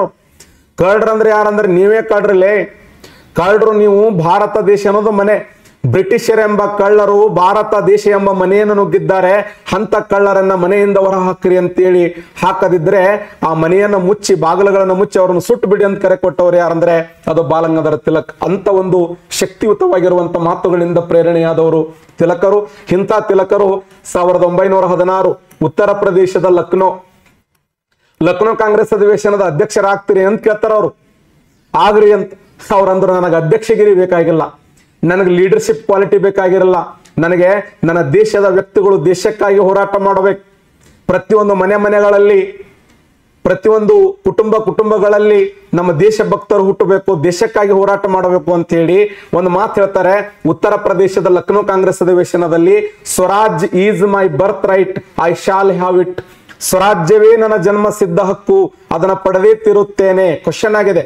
1916ರ ಲಕ್ನೋ ಕಾಂಗ್ರೆಸ್ ಅಧಿವೇಶನದ ಅಧ್ಯಕ್ಷರಾದವರು ಯಾರು ಅಂದ್ರೆ AC ಮುಜುಮ್ದಾರ್, ಅಂಬಿಕಾ ಚರಣ ಮುಜುಮ್ದಾರ್ ಅವರು. PSA ಕ್ವಶನ್ ಇದು. ಅಂಬಿಕಾ ಚರಣ ಮುಜುಮ್ದಾರ್ ಅವರು ಇದರ ಅಧ್ಯಕ್ಷರಾದರೆ ಇಲ್ಲಿ ಮಂದಗಾಮಿಗಳು ಹಾಗೂ ತೀವ್ರಗಾಮಿಗಳು ಒಂದಾದರು. INC ಮತ್ತು ಮುಸ್ಲಿಂ ಲೀಗ್ಗಳು ಒಂದಾದವು. INC ಮತ್ತು ಮುಸ್ಲಿಂ ಲೀಗ್ಗಳು ಒಂದಾಗಲು ಸರೋಜಿನಿ ನಾಯ್ಡು, ಬಾಲಗಂಗಾಧರ ತಿಲಕ್, ಮೊಹಮ್ಮದ್ ಅಲಿ ಜಿನ್ನಾ ಈ 3 ಜನರು ಲಕ್ನೋ ಒಪ್ಪಂದವನ್ನು ಮಾಡಿಕೊಂಡು INC ಹಾಗೂ ಮುಸ್ಲಿಂ ಲೀಗ್ಗಳನ್ನು ಒಂದು ಮಾಡ್ತಾರೆ. ಅವಾಗ ಸರೋಜಿನಿ ನಾಯ್ಡು ಅವರು ಮೊಹಮ್ಮದ್ ಅಲಿ ಜಿನ್ನಾನ್ ಏನಂತ ಕರೆದ್ರು ಅಂದ್ರೆ ಹಿಂದೂ ಮುಸ್ಲಿಮರ ಏಕತೆಯ ಸಂಕೇತ ಅಂತ ಕರೀತಾರೆ. ಮೊಹಮ್ಮದ್ ಅಲಿ ಜಿನ್ನಾ ಅನ್ನುವಂತ ವ್ಯಕ್ತಿ ಹಿಂದೂ ಹಾಗೂ ಮುಸ್ಲಿಮರ ಏಕತೆಯ ಸಂಕೇತ. ಕ್ವಶನ್ ಆಗಿದೆ, ಯಾವ ಕಾಂಗ್ರೆಸ್ ಅಧಿವೇಶನದಲ್ಲಿ ಬಾಲಗಂಗಾಧರ ತಿಲಕರು ಸ್ವರಾಜ್ಯವೇ ನನ್ನ ಜನ್ಮ ಸಿದ್ಧ ಹಕ್ಕು ಅಂತ ಹೇಳಿದ್ರಂದ್ರೆ 1916ರ ಉತ್ತರ ಪ್ರದೇಶದ ಲಕ್ನೋ ಕಾಂಗ್ರೆಸ್ ಅಧಿವೇಶನದಲ್ಲಿ. 1919ರ ಸಮಯದಲ್ಲಿ ಬಾಲಗಂಗಾಧರ ತಿಲಕರ ಆರೋಗ್ಯದಲ್ಲಿ ಏರುಪೇರಾಯ್ತು. ಗಾಂಧಿ ಕರೀತಾರೆ ಒಂದಿನ. ಗಾಂಧಿ ಹೇಳ್ತಾರೆ, ನಿಂದ ಏನೋ ಸತ್ಯಾಗ್ರಹ, ಹಿಂಸೆ ಅವೆಲ್ಲ ಬಿಟ್ಟುಬಿಡು, ಉಗ್ರವಾದ ಹೋರಾಟ ಮಾಡು, ಜಲ್ದಿ ದೇಶಕ್ಕೆ ರಾಷ್ಟ್ರಕ್ಕೆ ಸ್ವತಂತ್ರ ಸಿಗ್ತದ ಅಂತ ಬಾಲಗಂಗಾಧರ ತಿಲಕರು ಮಹಾತ್ಮ ಗಾಂಧೀಜಿ ಅವರಿಗೆ ಕಿವಿಮಾತು ಹೇಳಿದ್ರು. ಇಂಥ ತಿಲಕರು 1920 ಆಗಸ್ಟ್ 1ನೇ ತಾರೀಕು 1920 ಆಗಸ್ಟ್ 1ರಂದು ಅವರು ನಿಮೋನಿಯಾ ಅನ್ನುವಂತ ಒಂದು ಕಾಯಿಲೆಯಿಂದ ನಮ್ಮ ನಗಲಿದರು. ಇಂಥ ಒಂದು ದೊಡ್ಡ ಹೋರಾಟಗಾರ, ಶ್ರೇಷ್ಠ ಹೋರಾಟಗಾರ ಬಾಲಗಂಗಾಧರ ತಿಲಕರು 1920 ಆಗಸ್ಟ್ 1ರಂದು ನಿಮೋನಿಯಾ ಅನ್ನುವಂತ ಒಂದು ಶ್ವಾಸಕೋಶದ ಕಾಯಿಲೆಯಿಂದ ನಮ್ಮ ನಗಲಿದರು. ಆ ಸಮಯದಲ್ಲಿ ಗಾಂಧೀಜಿಯವರು ಒಂದು ಮಾತು ಹೇಳ್ತಾರೆ, ಭಾರತದ ರಾಷ್ಟ್ರೀಯ ಹೋರಾಟದಲ್ಲಿ ಸ್ವತಂತ್ರ ಹೋರಾಟದ ಬಲವಾದ ಭದ್ರಕೋಟೆ ಒಂದು ಉರುಳಿ ಬಿದ್ದಿತ್ತು ಅಂತ. ಕ್ವಶನ್ ಆಗಿದೆ, ಯಾರ ಮರಣದ ನಂತರ ಗಾಂಧೀಜಿಯವರು ಭಾರತದ ರಾಷ್ಟ್ರೀಯ ಹೋರಾಟದಲ್ಲಿ ಸ್ವತಂತ್ರ ಹೋರಾಟದ ಬಲವಾದ ಭದ್ರಕೋಟೆ ಒಂದು ಉರುಳಿ ಬಿದ್ದಿತ್ತು ಅಂದ್ರೆ ಅದು ಬಾಲಗಂಗಾಧರ ತಿಲಕ್.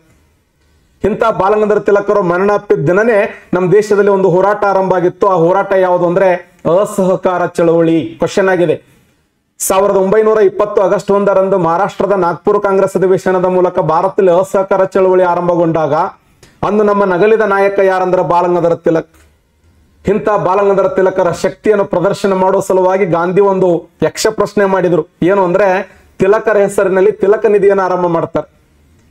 ತಿಲಕರ ಹೆಸರಿನಲ್ಲಿ ತಿಲಕ ನಿಧಿ ಆರಂಭ ಮಾಡಿ ಒಂದು ಮಾತು ಹೇಳಿದ್ರು, ತಿಲಕರ ಮೇಲೆ ಅಭಿಮಾನ ಇದ್ದಂತ ವ್ಯಕ್ತಿಗಳು 2 ರೂಪಾಯಿಗಿಂತ ಜಾಸ್ತಿ ಅಮೌಂಟ್ ಹಾಕಬಾರದು ಅಂತ. 2 ರೂಪಾಯಿಗಿಂತ ಜಾಸ್ತಿ ಅಮೌಂಟ್ ಹಾಕಬಾರದಂದ್ರೆ ಕೇವಲ 3 ರಿಂದ 8 ದಿನಗಳಲ್ಲಿ ತಿಲಕ ನಿಧಿಗೆ ಎಷ್ಟು ಅಮೌಂಟ್ ಸಂಗ್ರಹ ಆಗಿತ್ತು ಅಂದ್ರೆ 1,86,00,000. ನೆನ್ಪಿಡ್ರಿ, 1,86,00,000ಕ್ಕಿಂತ ಹೆಚ್ಚು ಬೇರೆ ಬೇರೆ ಮೂಲಗಳಿಂದ ಅಂದ್ರೆ ಬೇರೆ ಬೇರೆ ಸ್ಥಳಗಳಿಂದ ಹಣ ಸಂಗ್ರಹ ಆಗಿತ್ತು ಅಂದ್ರೆ ತಿಲಕರ ಶಕ್ತಿ ಹೆಂಗಿತ್ತು ವಿಚಾರ ಮಾಡ್ರಿ. ಅವರ ಅಭಿಮಾನ ಬಳಗ ಹೆಂಗಿತ್ತು. ಅವರ ನಿಜವಾದ ಅಭಿಮಾನಿ ಬಳಗಗಳನ್ನು ಗಳಿಸಿಕೊಂಡಿದ್ರು ಬಾಲಗಂಗಾಧರ ತಿಲಕರು. ಇವತ್ತಿಗೂ ನಾವು ತಿಲಕರನ್ನ ನಮ್ಮ ಭಾರತ ದೇಶದಲ್ಲಿ ದೇವ ರೂಪದಲ್ಲಿ ಪೂಜಿಸ್ತೀವಿ. ಅವರನ್ನ ನಾವು ಪ್ರೀತಿಯಿಂದ ಲೋಕಮಾನ್ಯ ಅಂತ ಕರಿತೀವಿ. ಅವರು ಒಂದು ಗ್ರಂಥವನ್ನು ಬರೆದರು, ಆರ್ಕಟಿಕ್ ಹೋಮ್ ಆಫ್ ವೇದಾಸ್ ಅನ್ನುವಂತ ಗ್ರಂಥ. ಆರ್ಕಟಿಕ್ ಹೋಮ್ ಆಫ್ ವೇದಾಸ್ ಅಂದ್ರೆ ಏನು ಅಂದ್ರೆ ಆರ್ಯರು ಯಾವ ಮೂಲದವರು ಅಂದ್ರೆ ಆರ್ಕಟಿಕ್ ಮೂಲದವರು ಅಂತ ಹೇಳಿದವರು ಯಾರಂದ್ರೆ ಬಾಲಗಂಗಾಧರ ತಿಲಕರು. ಇವರ ಹೆಸರಿನಲ್ಲಿ ಮಹಾರಾಷ್ಟ್ರದಲ್ಲಿ ಸಾಕಷ್ಟು ತಿಲಕರ ಹೆಸರಿನಲ್ಲಿ ರೈಲು ನಿಲ್ದಾಣ ಇದೆ. ತಿಲಕರ ಹೆಸರಿನಲ್ಲಿ ಅಂಚೆ ಚೀಟಿಯನ್ನು ಬಿಡುಗಡೆ ಮಾಡಿದ್ದಾರೆ. ಮತ್ತೆ ಸುಮಾರು 10 ರೂಪಾಯಿ ಕಾಯಿನ್ಗಳು ಕೂಡ ಬಿಡುಗಡೆಯಾಗಿದ್ದಾವೆ. ಒಟ್ಟಾರೆಯಾಗಿ ತಿಲಕರಿಗೆ ಇನ್ನೂ ಕೂಡ ಸಾಕಷ್ಟು ಗೌರವ ಸಲ್ಲಬೇಕು. ಭಾರತದ ರಾಷ್ಟ್ರೀಯ ಹೋರಾಟದಲ್ಲಿ ಅವರು ಮಾಡಿದ ತ್ಯಾಗ ಬಲಿದಾನ ಅತ್ಯಂತ ಶ್ರೇಷ್ಠವಾಗಿದ್ದು. ಮಂದಗಾಮಿಗಳು ಕಂಪ್ಲೀಟ್ ಆಗಿ ತೀವ್ರಗಾಮಿಗಳಲ್ಲಿ ಈಗಾಗಲೇ 2 ತೀವ್ರಗಾಮಿಗಳ ಬಗ್ಗೆ ಡಿಸ್ಕಸ್ ಮಾಡಿದ್ದೇನೆ. 2 ಯಾರು ಅಂತಂದ್ರೆ ಒಬ್ರು ಲಾಲಾ ಲಜಪತ್ ರಾಯ್. ಲಾಲಾ ಲಜಪತ್ ರಾಯ್. ಇನ್ನೊಬ್ರು ಯಾರು ಅಂದ್ರೆ ಬಾಲಗಂಗಾಧರ ತಿಲಕ್. ನಮ್ಮ ಭಾರತದ ರಾಷ್ಟ್ರೀಯ ಹೋರಾಟವನ್ನು 3 ಭಾಗಗಳನ್ನಾಗಿ ಮಾಡ್ತೀವಿ. ಆ 3 ಭಾಗಗಳು ಯಾವ ಅಂದ್ರೆ ಒಂದು ಮಂದಗಾಮಿಗಳು, 2 ತೀವ್ರಗಾಮಿಗಳು, ಇನ್ನೊಂದು ಗಾಂಧಿ ಯುಗ.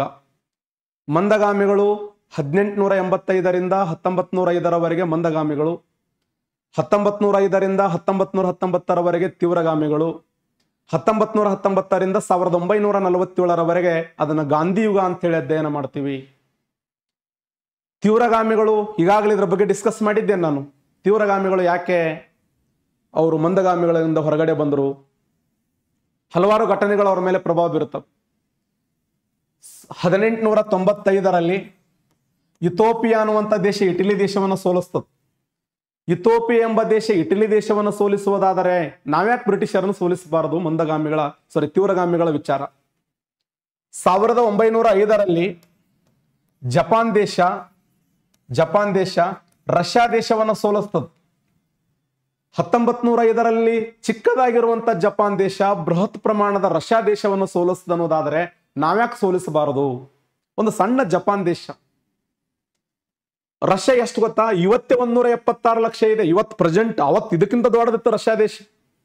5 ಭಾರತ ಸೇರಿದ್ರೆ ಒಂದು ರಷ್ಯಾಕ್ಕೆ ಸಮ. ಪ್ರೆಸೆಂಟ್ 176 ಲಕ್ಷ ಚದರ ಕಿಲೋಮೀಟರ್ ವಿಸ್ತೀರ್ಣ ಹೊಂದಿದ ರಷ್ಯಾ. ಅಂತ ಬೃಹತ್ ಪ್ರಮಾಣದ ರಷ್ಯಾ ದೇಶವನ್ನ ಜಪಾನ್ ದೇಶ ಸೋಲಿಸ್ತದೆ. ಜಪಾನ್ ದೇಶ ರಷ್ಯಾ ದೇಶವನ್ನು ಸೋಲಿಸುವುದಾದರೆ, ಇಥೋಪಿಯಾ ದೇಶ ಇಟಲಿ ದೇಶವನ್ನು ಸೋಲಿಸುವುದಾದರೆ ನಾವ್ಯಾಕೆ ಸೋಲಿಸಬಾರದು ಅಂತ ಹೇಳಿ ತೀವ್ರಗಾಮಿಗಳು ಮಂದಗಾಮಿಗಳನ್ನು ಬಿಟ್ಟು ಹೊರಗಡೆ ಬಂದರು.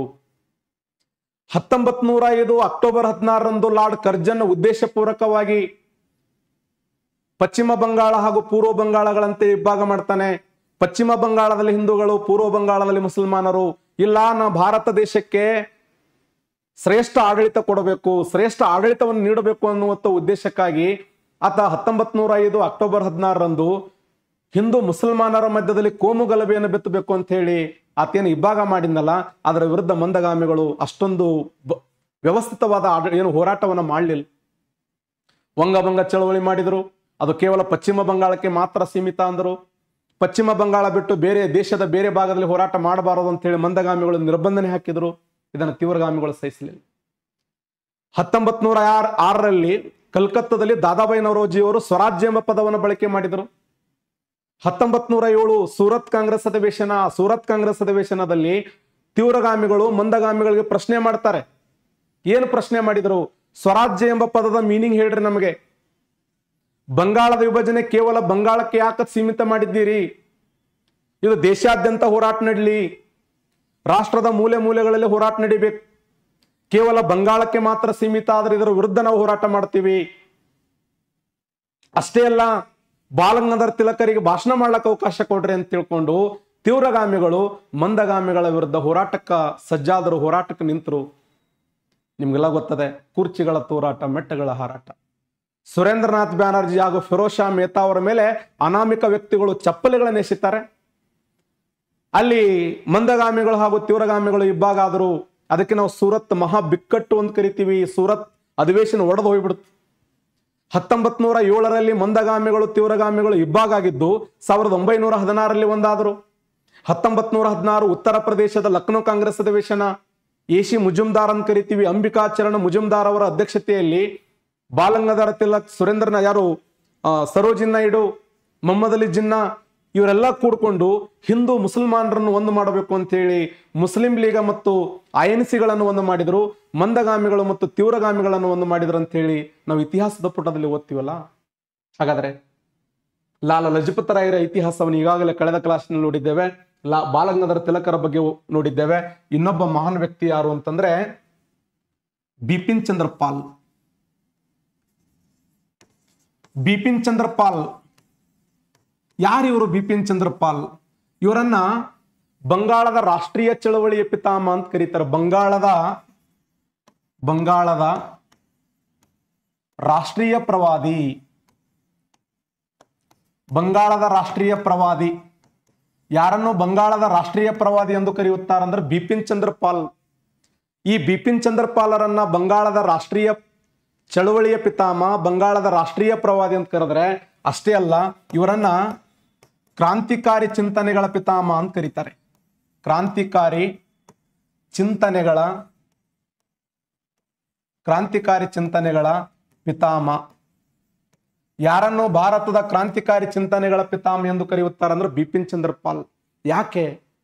ಇವರು ಪಶ್ಚಿಮ ಬಂಗಾಳದ ಕಲ್ಕತ್ತಾದ ಗ್ರಂಥಾಲಯದ ಗ್ರಂಥಪಾಲಕರಾಗಿ ಸೇವೆ ಮಾಡ್ತಾ ಇದ್ರು.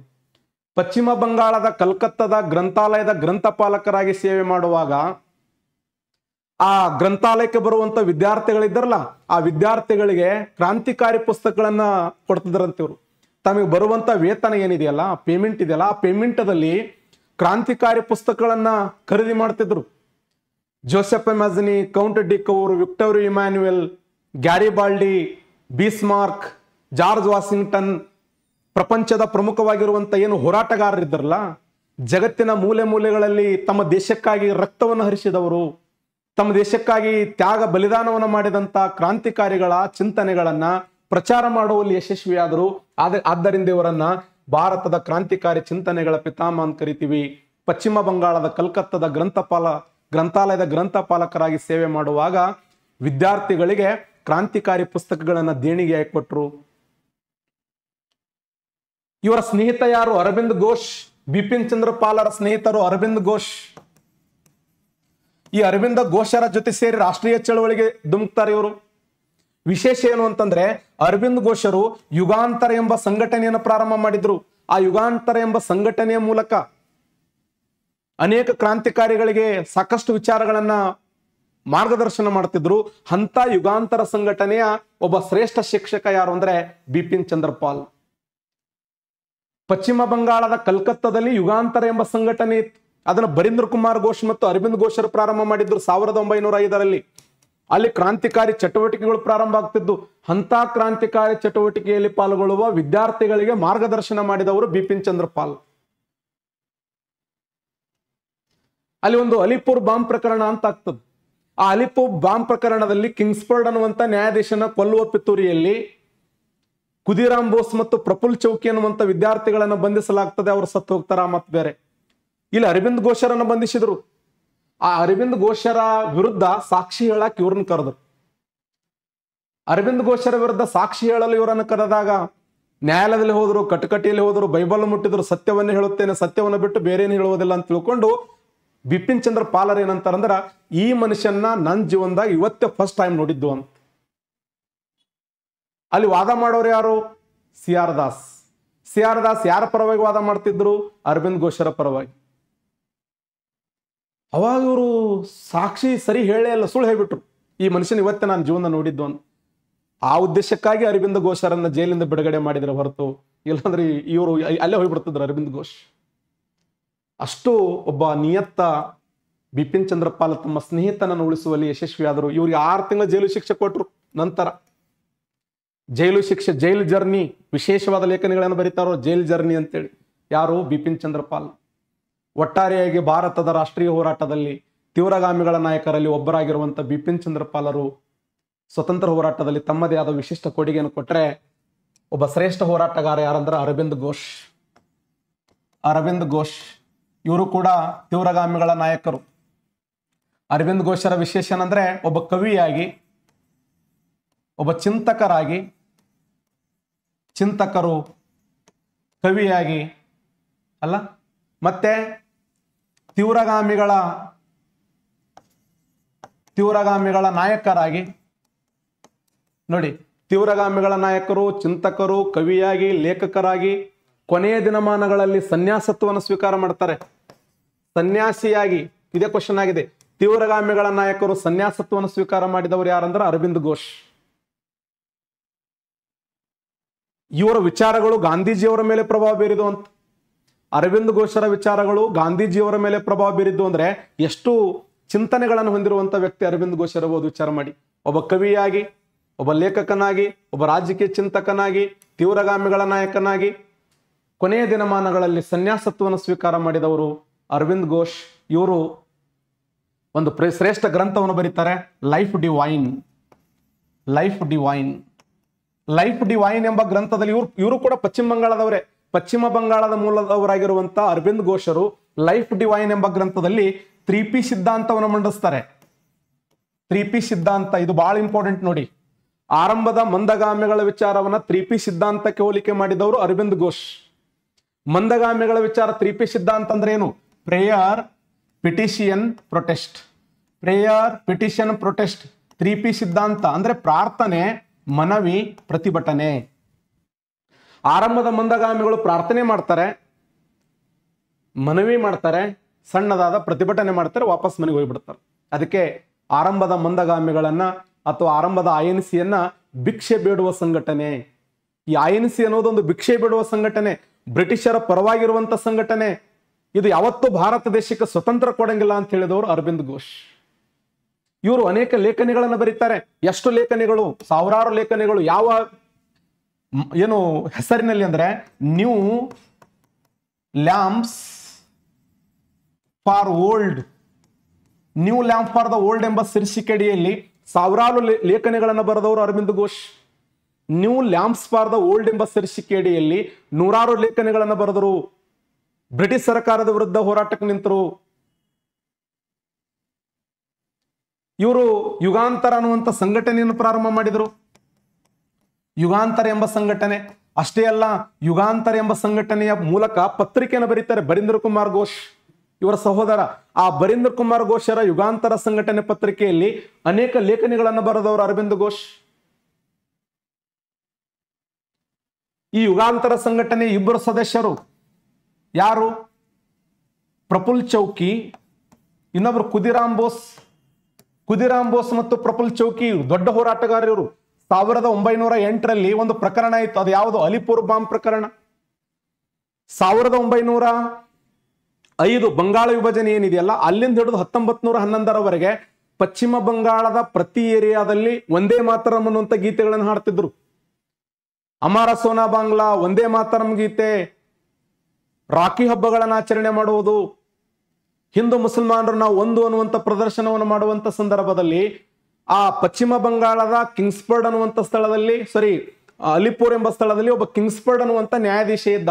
ಅವ ಏನ್ ಮಾಡ್ತಿದ್ದ ಅಂದ್ರೆ, ಯಾರಾದ್ರೂ ಒಂದೇ ಮಾತರಂ ಅನ್ನುವಂಥ ಗೀತೆ ಹಾಡಿದ್ರೆ 18 ಏಟು ಚಡಿಲಿ ಹೊಡಿತಿದ್ದವ.